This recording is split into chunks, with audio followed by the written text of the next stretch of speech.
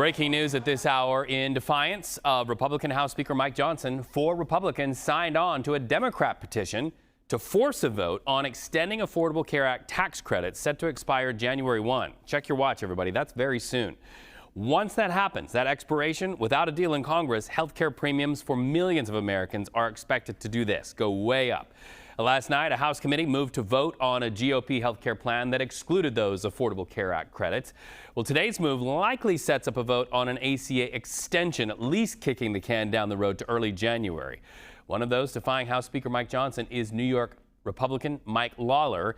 Here's what he had to say on the takeout last night on GOP efforts to stop the extension vote.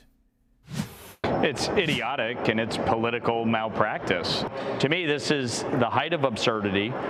It is precisely why things don't get done in this place, because people would rather the upper hand or the issue or the political win rather than the hard work of bipartisan compromise.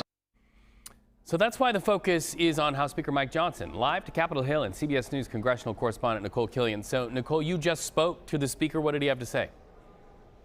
Yeah, that's right. Well, this was after he had a pretty intense conversation with Congressman Lawler on the floor of the House, along with some other lawmakers. Majority Leader Steve Scalise was also involved, but certainly saw a lot of hand gestures and discussion. And the speaker said that those conversations continue. Take a listen to what he told me a short time ago.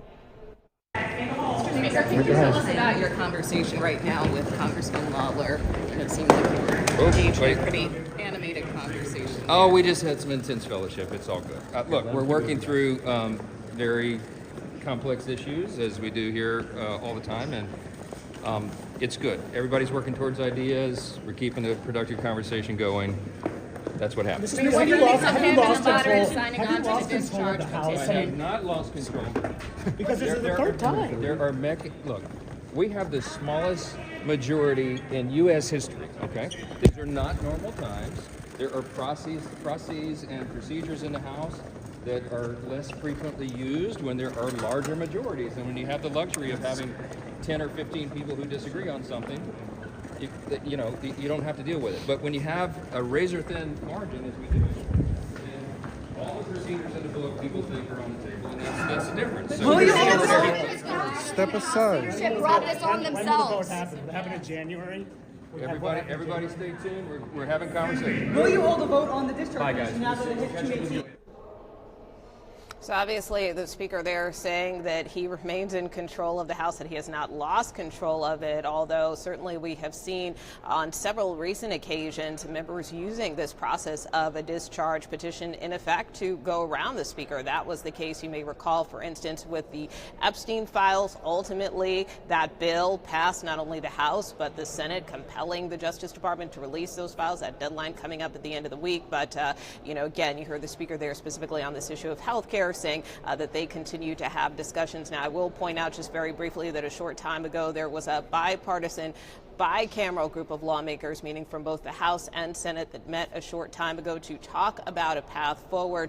All of those lawmakers emerging hopeful that, this effort on the part of some moderate Republicans can maybe, put some wind behind the sails of these bipartisan efforts to try to strike a compromise over this issue of health care, whether that's trying to extend these subsidies, even in the short term, coupled with some reform. So we will see how those discussions progress. But again, certainly possible that this could carry into early next year, Reed. Wow. Well, while Johnson characterizes it as intense fellowship, I've never heard that term there on the Hill. The congressional drill down also on another issue is pretty intense.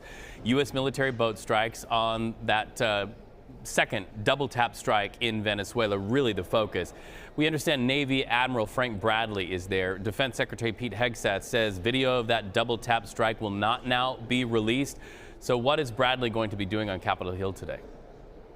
Yeah, that's right. Well, those briefings, for the most part, have wrapped up here on Capitol Hill, and those committee members did get a chance to view that unedited video, of the boat strike in question. But what's interesting is certainly for the lawmakers who have gotten an opportunity to view this video, they still are coming away from these briefings with vastly different takeaways. Again, many Republican members, both of the House and Senate Armed Services Committee, continue to to say that they believe that the administration acted within its authority, that in terms of those survivors that were clinging to this boat, that, you know, they were still trying to carry out some operation, which is why that double tap strike may have been justified. But many Democrats still have a lot of pause after seeing that video and remain concerned. All right, Nikole Killion following all of this, quite literally running through the halls of Congress to get the answers. Always love seeing that. Dogged determination, Nikole Killion. Thank you.